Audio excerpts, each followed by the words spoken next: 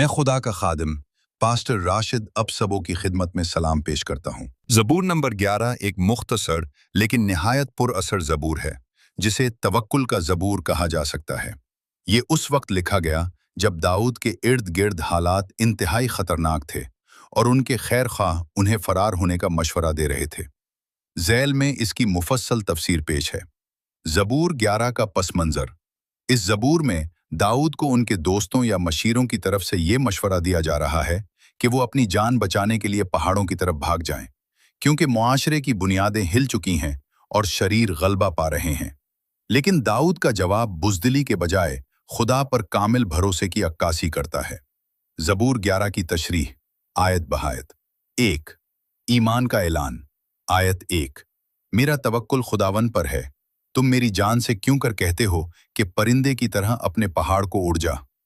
तफसीर। जब हम मुश्किल में होते हैं तो इंसानी अक्ल अक्सर भाग जाने या दुनियावी सहारे ढूंढने का मशवरा देती है।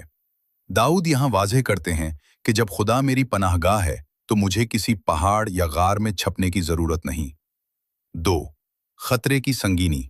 आयात 2 से 3 देखो, शरीर कमान खींचते हैं, जब बुनियादें ही ढट जाएं तो रास्तबाज क्या कर सकता है। तफसीर। ये आयात इस खौफ को बयान करती हैं जो आम तौर पर लोगों पर तारी होता है। बुनियादें ढट जाना से मुराद मुआशरे में अदल व इंसाफ, कानून और अखलाकियात का ख़त्म हो जाना है। जब निज़ाम बिगड़ जाए तो इंसानी तौर पर रास्तबाज, नेक इंसान बेबस नजर आता है। 3 खुदा का इक़्तिदार आला।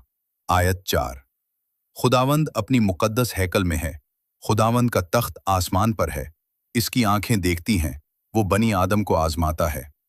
तफसीर। ये इस ज़बूर की सबसे अहम आयत है।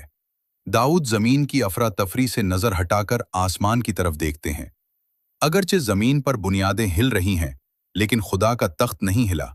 वो खामोश तमाशाई नहीं है, बल्कि उसकी आंखें सब देख रही हैं और वो हर इंसान के दिल को जांच रहा है। 4 इंसाफ और बदला।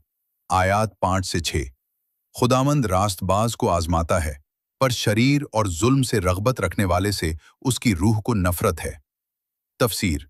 यहाँ बताया गया है कि आजमाइश सिर्फ सज़ा नहीं होती, बल्कि रास्तबाज की पुख्तगी के लिए होती है, जबकि शरीरों के लिए आग, गंधक और तपती हवा का प्याला सज़ा मुक़द्दर कर दिया गया है।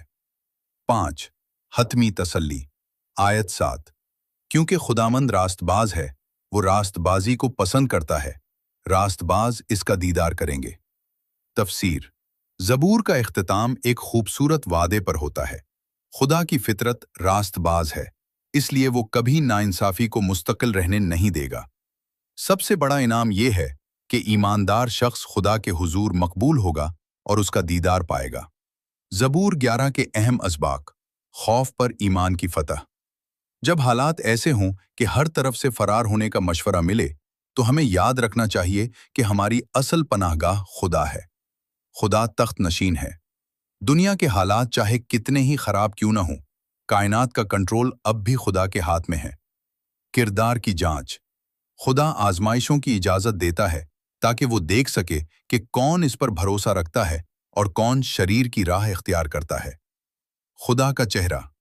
जो लोग मुश्किल वक्त में साबित कदम रहते हैं, वो आखिरकार खुदा के फजल और उसकी कुर्बत से सरफराज होते हैं। नतीजा। ये ज़बूर हमें सिखाता है कि जब बुनियादें, कानून, मईशत या समाजी अमन हिल जाएं, तो एक ईमानदार को मायूस होने के बजाय अपने खुदा की हाकिमियत पर नज़र रखनी चाहिए।